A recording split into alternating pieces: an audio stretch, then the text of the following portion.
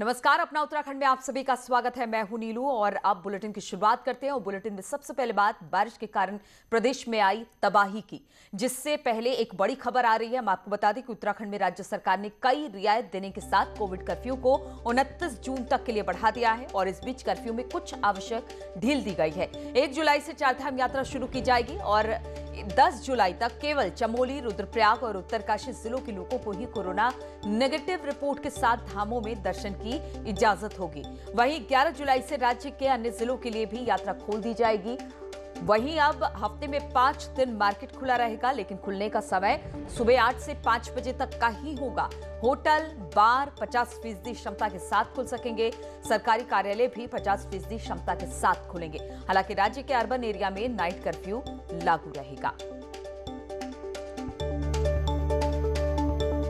Corona संक्रमण कम होते ही राज्य सरकार ने कोविड कर्फ्यू को 29 जून तक बढ़ा दिया गया है, लेकिन इसमें कुछ जरूरी ढील भी दी गई हैं। हमारे साथ शासकीय प्रवक्ता सुबोध दुनियाल मौजूद हैं।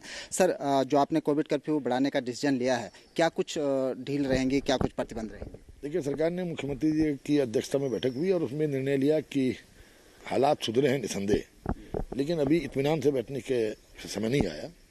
222 की संख्या आई है। निश्चित रूप से काफ़ी हद तक इस पर कंट्रोल करने का काम सरकार के प्रयासों से हुआ, लेकिन सरकार ने निर्णय लिया है कि कोविड कर्फ्यू को 22 तारीख से 29 तारीख तक अभी फिलहाल लागू रखा जाएगा। लेकिन उसमें बहुत छूटें दी गई हैं। मसलन दुकानों को हफ्ते में 5 दिन चलाने की और पूर्व की भांति टाइमिंग वही रहेगी। साथ ही साथ होटल्स और रेस्टोरेंट्स की जो उनका बंद किया गया था डाइनिंग हॉल को, तो अब रेस्टोरेंट्स भी चल सकते हैं और होटल भी 50% कैपेसिटी के साथ साथ बारों को भी 50% कैपेसिटी के साथ चलाने का निर्णय लिया। लेकिन रेस्टोरेंट्स के लिए बाइंडिंग ये रहेगी कि रात 10 बजे से सुबह 6 बजे तक रेस्टोरेंट्स पूरी तरह से बंद रहेंगे। इसके साथ साथ चारधाम यात्रा को लेकर भी एक महत्वपूर्ण निर्णय लिया गया है, जिसमें 1 जुलाई से स्थानीय लोगों के लिए मसलन बद्रीनाथ के दर्शन चमोली जनपद के लोगों के लिए और केदारनाथ के दर्शन रुद्रप्रयाग जनपद के लोगों के लिए और उत्तरकाशी जनपद के लोगों के लिए गंगोत्री और यमुनोत्री के दर्शन 1 जुलाई से प्रारंभ होंगे और पूरे राज्य के लोगों के लिए 11 जुलाई से यात्रा को प्रारंभ करने का निर्णय लिया गया। लेकिन इसमें RT-PCR, एंटीजन या रैपिड टेस्ट तीनों में से एक शर्त को पूरा करना अनिवार्य होगा ताकि लोग वहाँ पर दर्शन कर सकें। इसके साथ साथ जो सरकार ऑफिसेज थे जो आज तक पूरी तरह बंद किए गए थे, अब ये निर्णय लिया गया कि सभी सरकारी कार्यालय, सभी केंद्र सरकार के कार्यालय और प्राइवेट सेक्टर के कार्यालय भी 50% कैपेसिटी के साथ और सोशल डिस्टेंसिंग का जो SOP है उसके पालन के साथ उनको खोलने की अनुमति दी गई है। सरकार की कोशिश है कि जान भी रहे और जहान भी रहे। सबसे बड़ी बात है कि सरकार ने जो चारधाम यात्रा थी उसको ओपन कर दिया है। शुरुआती दौर में केवल स्थानीय जिलों के लिए चारधाम यात्रा ओपन रहेगी और इसके बाद 11 जुलाई से पूरे राज्य भर के लिए चारधाम यात्रा खोल दी जाएगी। कैमरा पर्सन दीपक उपाध्याय के साथ सुनील नौप्रभात, न्यूज़ 18 देहरादून।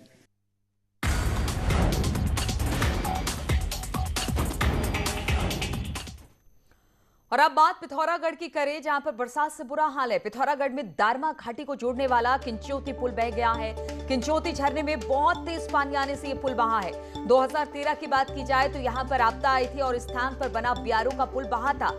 एक बार फिर से यह पुल बहा है और पुल बहने से 25 गांव का संपर्क शेष दुनिया से पूरी तरह से कट गया है। वीडियो में हम आपको दिखाएंगे कि किस तरह से झरना अपने साथ पानी का जलजरा लेकर आया और किस तरह से अपने साथ पुल बहाकर लेकर गया। तस्वीर भयानक है, आप तस्वीरें देख सकते हैं किस तरह से पानी बहुत तेजी के साथ आया और पुल जो वहां पर बना हुआ था उसको बहाकर लेकर चला गया। 25 गांव ऐसे हैं जिनका संपर्क मार्ग पूरी तरह से टूट गया है।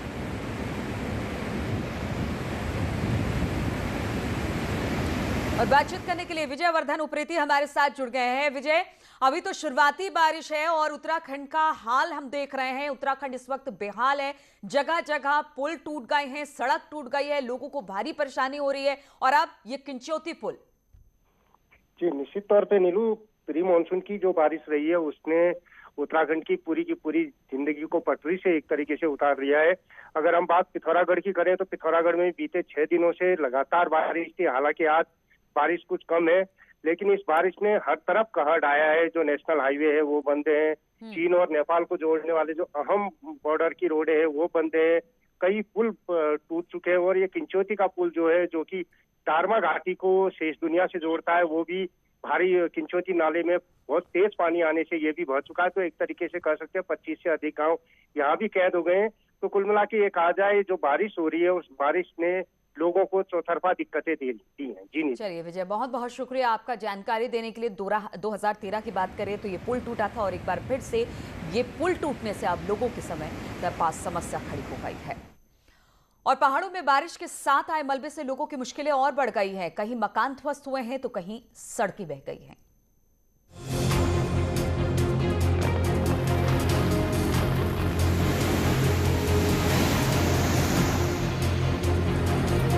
पहाड़ों में हो रही बारिश का असर अब दिखने लगा है। नैनीताल के जायविला कंपाउंड में 3 घरों पर लैंडस्लाइड से पत्थर और मिट्टी के साथ बोल्डर गिरे हैं।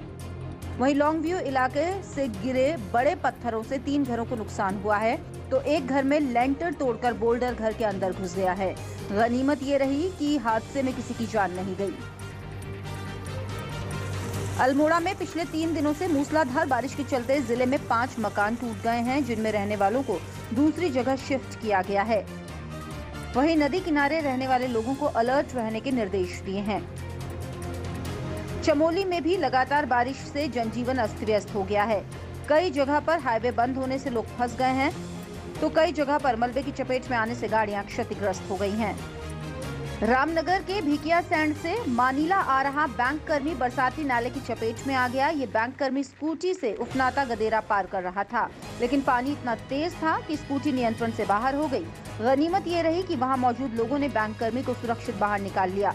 हालांकि स्कूटी पानी के तेज बहाव में बह गई है।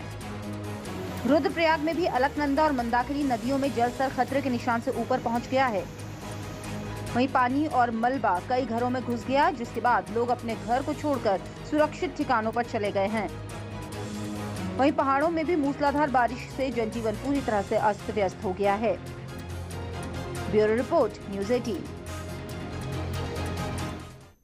और पिथौरागढ़ में काली नदी के बढ़ते प्रवाह ने ऐतिहासिक जौलजीबी मेला स्थल को भी अपनी चपेट में ले लिया। हालत यह है कि मेला स्थल पर पूरी तरह से पानी भर गया है, वो डूब गया है। और यही नहीं, मेला स्थल से सटे घरों में भी अब नदी का पानी जा पहुंचा है। वहीं प्रभावित लोग प्रशासन से सुरक्षित स्थानों पर शिफ्ट करने की मांग कर रहे हैं।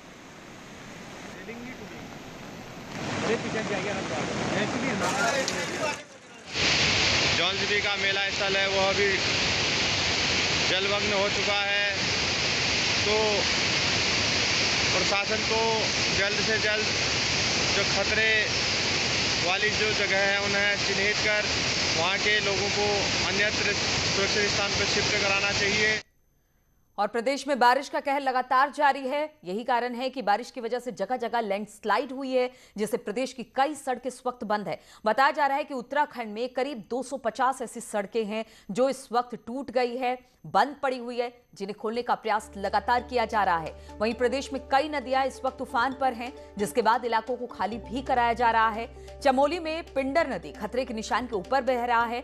वहीं हरिद्वार में गंगा का लेवल भी खतरे के निशान तक जा पहुंचा है।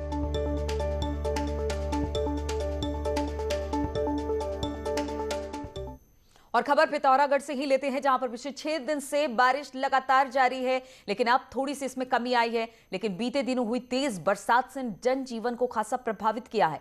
जिले के 52 सड़कें बंद है। मुख्यालय को जोड़ने वाला NH 125 6 दिनों से बंद है। और यही वजह है कि चीन बॉर्डर को जोड़ने वाली लिपुलेख रोड भी जगह जगह बंद पड़ गई है। 6 दिन के बाद पिथौरागढ़ के कुछ इलाकों में आज बारिश हल्की सी रुकी हुई है, लेकिन इन 6 दिनों में यहाँ के लोगों ने काफ़ी तकलीफें झेली हैं। अगर मैं बात करूँ NH की, तो NH छठे दिन भी बंद है, जिसे पिथौरागढ़ की लाइफलाइन कहा जाता है।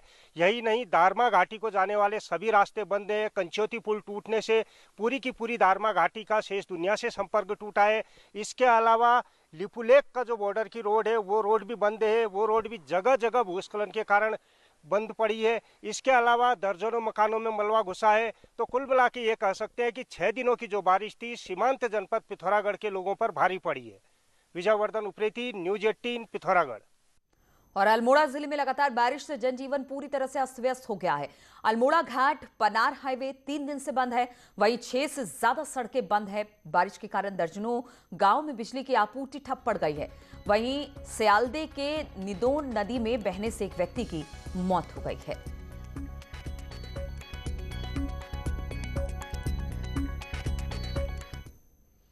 और श्रीनगर गढ़वाल में अलकनंदा नदी का जलस्तर वार्निंग और डेंजर लेवल के बीच बना हुआ है। जल विद्युत परियोजना के बांध से लगातार छोड़े जा रहे पानी से डूबे स्नान घाटों पर लोगों की आवाजाही पर रोक लगा दी गई है। वहीं इलाकों में एसडीआरएफ को भी तैनात कर दिया गया है।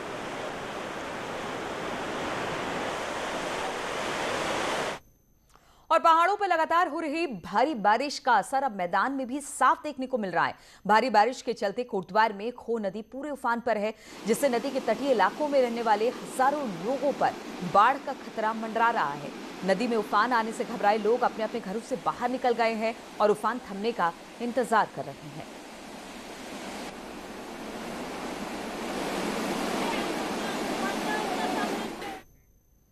और पिछले 5-6 दिन से पहाड़ में हो रही बारिश के चलते बनबसा टनकपुर में शारदा नदी का जलस्तर भी बढ़ गया है, जिसके बाद प्रशासन ने बनबसा बैराज पर रेड अलर्ट जारी किया है। बनबसा बैराज से 1.5 लाख से ज्यादा क्यूसेक पानी की निकासी की गई, जिसका सीधा असर उत्तर प्रदेश के 2-3 जिलों पर पड़ेगा। पानी निकासी के साथ ही बैराज प्रशासन ने उत्तर प्रदेश के पीलीभीत, लखीमपुर खीरी जिले के प्रशासन को इस बात की सूचना दे दी है।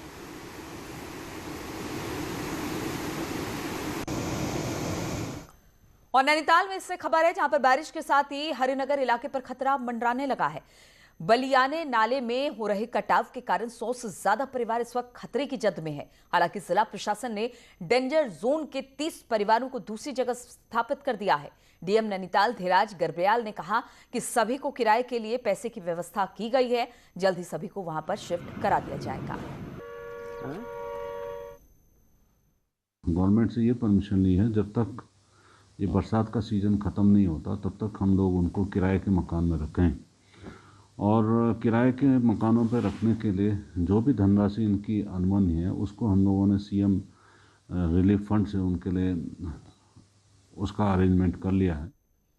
और पहाड़ों पर हो रही बारिश से बरसाती बीन नदी में जलस्तर बढ़ गया है। वहीं पर कई लोग जान जोखिम में डालकर इसे पार भी कर रहे हैं, जो कभी भी बड़े हादसे में तब्दील हो सकता है। हालांकि प्रशासन ने इससे लेकर सख्ती बढ़ा दी है।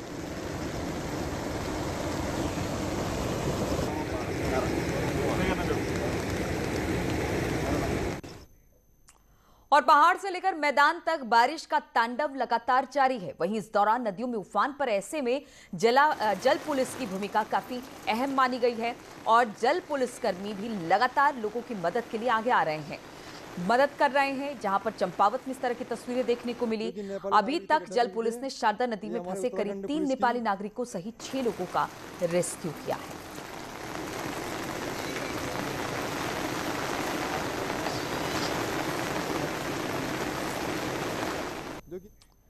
और सीएम तीरथ सिंह रावत हरिद्वार पहुंचे, जहां वो शांति कुंज के स्वर्ण जयंती समारोह में शिरकत कर रहे हैं।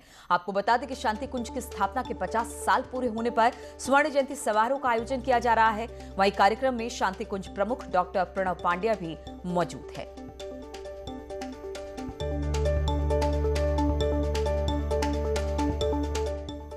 और विधायक गोपाल रावत के निधन के बाद खाली हुई गंगोत्री सीट को लेकर सियासत अब शुरू हो गई है।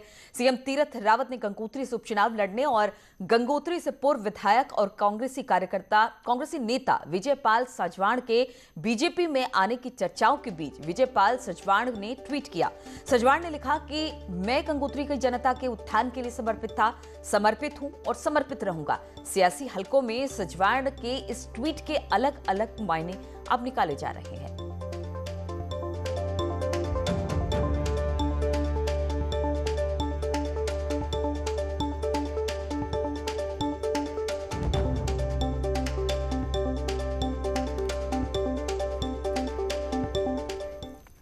और 21 जून को विश्व योग दिवस की तैयारियां पूरे जोर शोर से चल रही है और इसी कड़ी में योग गुरु बाबा रामदेव ने योग दिवस का रिहर्सल किया और 21 रोग को 21 योग से दूर करने का मंत्र दिया।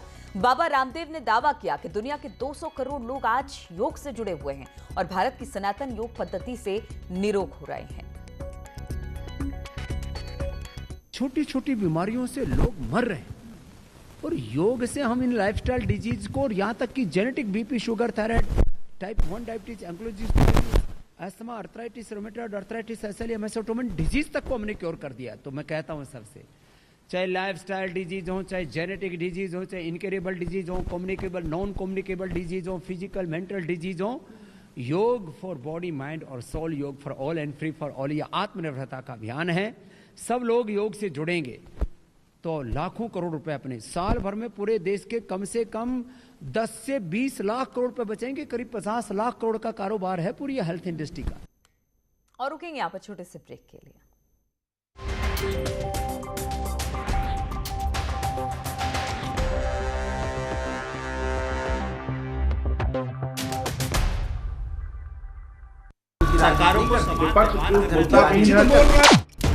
मुद्दा भटका दिया जाए तो शोर बन जाता है। ये बीजेपी की फर्जी वैक्सीन नहीं है ना, ये मान लिया ना आपने। मुद्दा सलीके से उठाया जाए तो सवाल बन जाता है।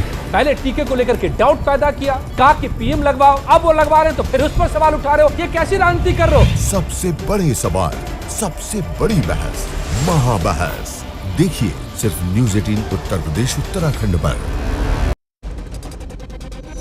घरों से शहरों तक की हर पल की हर खबर न्यूज़ 18 के रिपोर्टर पहुंचाते हैं आप तक, ताकि कोरोना के साथ उसके वैक्सीनेशन की भी मिले आपको फास्ट अपडेट।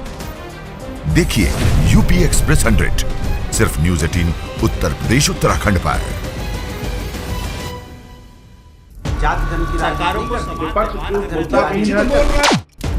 मुद्दा भटका दिया जाए तो शोर बन जाता है। ये बीजेपी की फर्जी वैक्सीन नहीं है ना, ये मान लिया ना आपने। मुद्दा सलीके से उठाया जाए तो सवाल बन जाता है।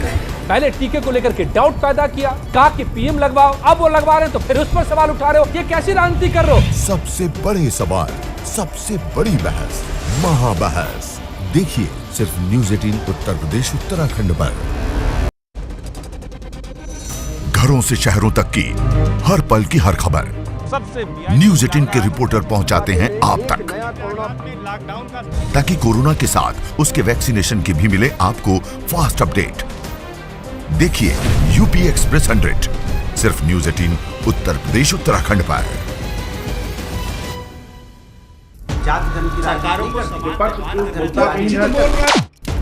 मुद्दा भटका दिया जाए तो शोर बन जाता है। ये बीजेपी की फर्जी वैक्सीन नहीं है ना, ये मान लिया ना आपने। मुद्दा सलीके से उठाया जाए तो सवाल बन जाता है। पहले टीके को लेकर के डाउट पैदा किया, कहा कि पीएम लगवाओ, अब वो लगवा रहे हैं तो फिर उस पर सवाल उठा रहे हो, ये कैसी राजनीति कर रहे हो? सबसे बड़े सवाल, सबसे बड़ी बहस, महाबहस देखिए सिर्फ न्यूज़ 18 उत्तर प्रदेश उत्तराखंड पर। घरों से शहरों तक की हर पल की हर खबर न्यूज़ 18 के रिपोर्टर पहुंचाते हैं आप तक, ताकि कोरोना के साथ उसके वैक्सीनेशन की भी मिले आपको फास्ट अपडेट।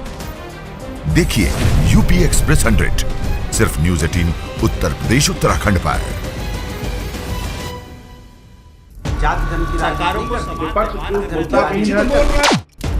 मुद्दा भटका दिया जाए तो शोर बन जाता है। ये बीजेपी की फर्जी वैक्सीन नहीं है ना, ये मान लिया ना आपने। मुद्दा सलीके से उठाया जाए तो सवाल बन जाता है। पहले टीके को लेकर के डाउट पैदा किया, कहा कि पीएम लगवाओ, अब वो लगवा रहे हैं तो फिर उस पर सवाल उठा रहे हो, ये कैसी राजनीति कर रहे हो? सबसे बड़े सवाल, सबसे बड़ी बहस, महाबहस देखिए सिर्फ न्यूज़ 18 उत्तर प्रदेश उत्तराखंड पर। घरों से शहरों तक की हर पल की हर खबर न्यूज़ 18 के रिपोर्टर पहुंचाते हैं आप तक, ताकि कोरोना के साथ उसके वैक्सीनेशन की भी मिले आपको फास्ट अपडेट। देखिए यूपी एक्सप्रेस 100 सिर्फ न्यूज़ 18 उत्तर प्रदेश उत्तराखंड पर।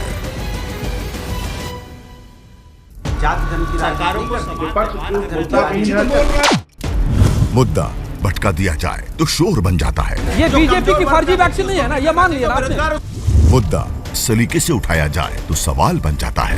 पहले टीके को लेकर के डाउट पैदा किया, कहा कि पीएम लगवाओ, अब वो लगवा रहे हैं तो फिर उस पर सवाल उठा रहे हो, ये कैसी राजनीति कर रहे हो? सबसे बड़े सवाल, सबसे बड़ी बहस, महाबहस देखिए सिर्फ न्यूज़ 18 उत्तर प्रदेश उत्तराखंड पर। घरों से शहरों तक की हर पल की हर खबर न्यूज़ 18 के रिपोर्टर पहुंचाते हैं आप तक, ताकि कोरोना के साथ उसके वैक्सीनेशन की भी मिले आपको फास्ट अपडेट। देखिए यूपी एक्सप्रेस 100 सिर्फ न्यूज़ 18 उत्तर प्रदेश उत्तराखंड पर।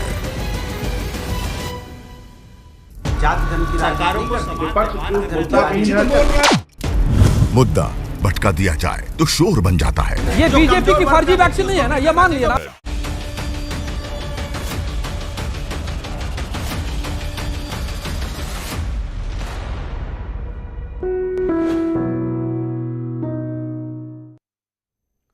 और हम सुरक्षित रहेंगे तो हमारा परिवार सुरक्षित रहेगा। और कोरोना काल में बिना टीका लिए तो सुरक्षा की बात सोचनी भी बेमानी है। यकीन मानिए, जितने भी इस बात की गंभीरता को समझा, यकीन मानिए वो अपना और अपनों का सच्चा हितैषी है।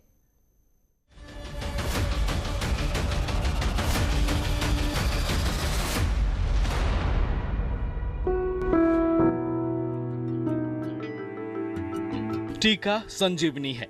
इस बात की गंभीरता समझनी हो तो आप मुंबई में ऑटो ड्राइवर के लिए लगाए गए इस वैक्सीनेशन कैंप में आइए।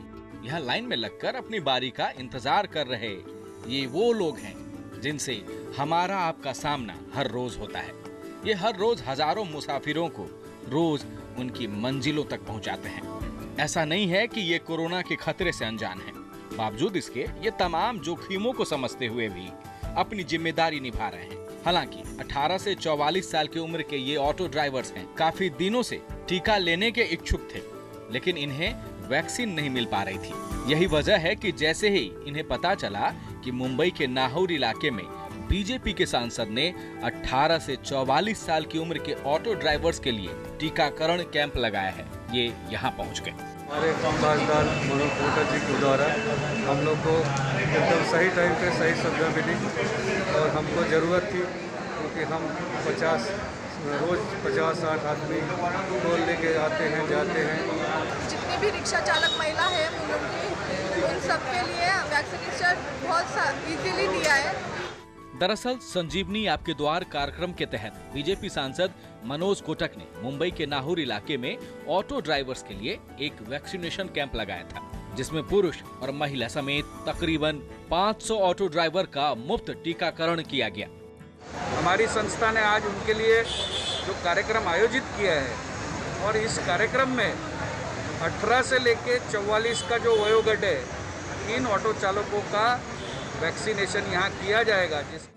आपकी जानकारी के लिए बता दें कि ऑटो ड्राइवर्स एसोसिएशन महाराष्ट्र सरकार से लगातार फ्रंटलाइन वर्कर के दर्जे की मांग कर रहे हैं। हालांकि राज्य सरकार ने अभी तक उन्हें इस तरह का कोई भी दर्जा नहीं दिया है। बावजूद इसके रिक्शा वालों की इस दलील को खारिज नहीं किया जा सकता कि वो कोरोना के खतरे के बीच भी लगातार यात्रियों को उनके गंतव्य तक पहुंचाते हैं। बहरहाल इस कैंप की कामयाबी के बाद मुंबई के कई और ऑटो वालों ने वैक्सीन लेने की इच्छा जताई है, जिसे देखते हुए सांसद महोदय ने आने वाले वक्त में इस तरह के कई और कैंप के आयोजन का वादा किया है। उम्मीद है इनकी तरह आप भी समझदारी दिखाएंगे और जल्द से जल्द कोरोना को खत्म करने की इस मुहिम का हिस्सा बनेंगे। Bureau report, news 18 network.